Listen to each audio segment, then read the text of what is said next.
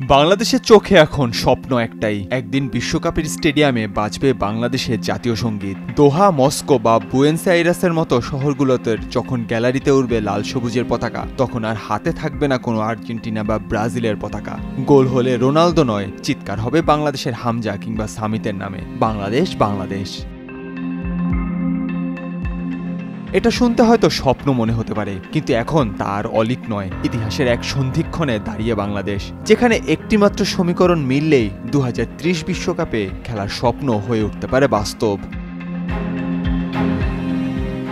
স্বপ্নের দ্বারটা খুলছে 2027 Asian cup দিয়ে। দীর্ঘ 22 বছর পর জামাল ভুঁইয়ারা সুযোগ পেয়েছেন এশিয়ান কাপের লড়াইয়ে। বর্তমানে বাংলাদেশ এশিয়ান কাপের বাছাই পর্বের চূড়ান্ত রাউন্ডে লড়ছে, যেখানে 24টি দল 6টি গ্রুপে বিভক্ত হয়ে প্রতিযোগিতা করছে। প্রতিটি গ্রুপের চ্যাম্পিয়ন দল সরাসরি খেলবে মূল আসরে। বাংলাদেশ রয়েছে গ্রুপ সিতে। প্রতিদ্বন্দ্বী দলগুলো হলো ভারত, হংকং ও সিঙ্গাপুর। প্রথম ম্যাচ থেকে পয়েন্ট নিয়ে জামালা ছিল গ্রুপের শীর্ষে, তবে সিঙ্গাপুরের বিপক্ষে হারে বর্তমানে টেবিল 3-এ অবস্থান করছে লাল সবুজের প্রতিনিধিরা।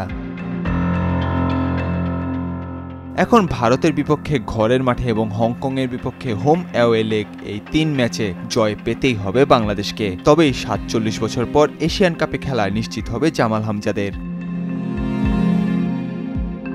ফিফার পরিকল্পনা অনুযায়ী 2030 বিশ্বকাপে এর অংশ নেবে 64 দল। এতে করে এশিয়া অঞ্চল থেকে দলের সংখ্যা বাড়বে নিশ্চিতভাবেই, আর সেই সুযোগটাই কাজে লাগাতে পারে বাংলাদেশ।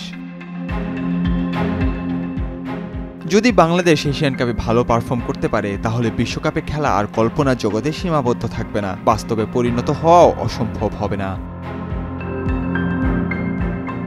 জাতীয় দলে ইতোমধ্যেই যুক্ত হয়েছেন প্রবাসী ফুটবলার হামজা চৌধুরী ও সামিত সোমের মতো তারকারা। ইউরোপের পেশাদার ফুটবল ঘরানায় বেড়ে ওঠা এই তরুণরা গড়ে তুলেছেন নতুন এক বাংলাদেশ। স্প্যানিশ কোচ হ্যাভিয়ার কাবরেরার অধীনে দল পাচ্ছে নতুন রূপ ও গতি।